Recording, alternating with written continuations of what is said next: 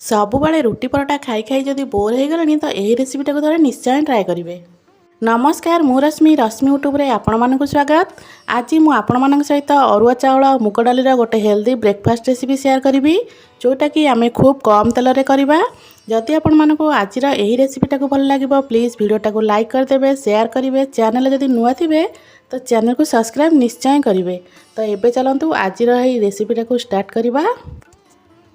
आज ये रेसिपी बनाया मुझे मेजरमेंट कप्रे गोटे कप भाया देती चाउल से कप्रे मुझे हाफ कप मुग डाली एटी मु देखो हाफ कप मुग डाली देती एथरे मु 2 ରୁ 3 चामच भाया बुट डाली देती। बुट डाली पूरा ऑप्शनल आपण मैंने चाहिए देपारे नहेले एमती खाली मुग चाउल करें।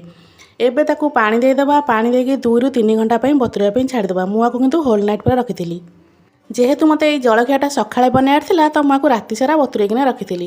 एबे देखंतु सकाळ होला बेलू आमर चाउल मुग बुट सबू केते सुंदर भाव में फुली जाइए। तो आपको आम गोटे ग्राइंडर जार देकिना आपको ग्राइंडिंग करदबा। यही चाउल आ मुगर जो डोटा बनइबे सेटा को बेसी पतला करेंगे आम जमी इडलीर बैटरटा बनाइना से हिसाब ही यहाँ बनइबे। एबे ग्राइंडर जार में सब मुग चाउल को दे दूची से अल्प पानी दूची। एबे घोड़नी बंद करवा। एबे ताको गोटे चिकन पेस्ट करकिना बाटीदबा। बाटी सारा पर मुझे गोटे बाउल को काढ़ी देती। सेम प्रोसेस रे मु आउ थरे बाटी मोर जेतिकी मुग चाउल मुझे देती सेटा मोर 2 थर होता। तो एतिकी मुग चाउल बटा मोर होता। एबे ताको साइड रखिबा। यही रेसिपी में एटी गोटे मसला बनाया। मसला बनाया मुझे गोटे बड़ साइज्र आलू को पूरा सिझेकिना नहीं जाइए। एटी तार मु चोपा सब छड़ाई देती। एबे ताको आमे कद्दूकस करदबा। एटी मु आलू को कद्दूकस कर दउची। एटी देखंतु आलू मोर पूरा कद्दूकस हो गलानी। सेथिरे अल्प किछि वेजिटेबल मु ऐड करबी। आपण मन पाखरे जहाँ वेजिटेबल थबो आपण मन देई परिबे। एटी मु नेछि गोटे कप भलिया देइथिली गाजर, आधा कप भलिया देइथिली बीट, अल्प धनिया पत्र, अल्प कंचा लंका राग आपण आपनका हिसाब नेबे।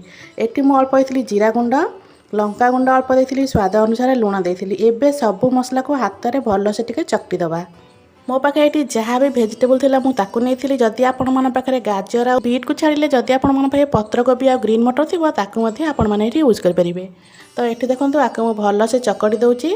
आपको भल से चकड़ी सारापर ए चाट मसला दबा। चाट मसला दबा द्वारा तुम रेसिपीटा बहुत चटपटा होता है।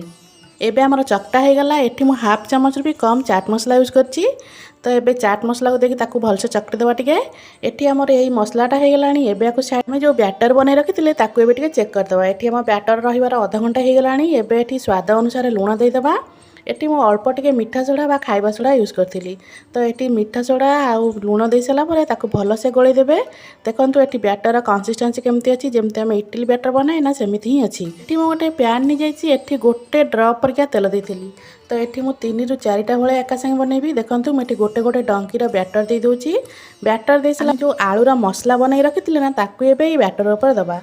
तो जदि आपण मैंने ये रेसिपीटा को ए पर्यंत देखिले जदि आपण मानक आज ये रेसिपीटी भल लगुच तो वीडियोटा को लाइक करेंगे शेयर करेंगे। चैनल जदि नुआ थे चैनल को सब्सक्राइब निश्चय करदे। तो देखो ये मुझे बैटर दे सारापर ऊपर सब केमती कणा कणा हो जाए जिते आम जालीदार यहाँ हम ना सेते सफ्ट हम।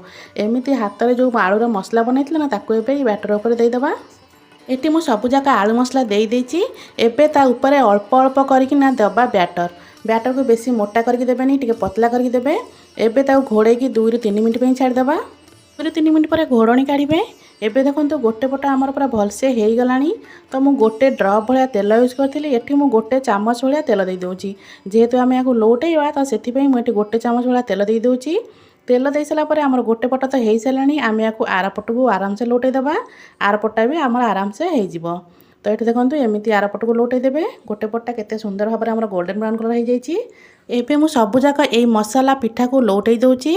आपण मैंने यही मसाला पिठा तैयारी कला बेले gas flame medium to low ही रखिथिबे। मीडियम टू लो रे आपको घोड़े घोड़ेका 2 पटू भलसे सेकिबे।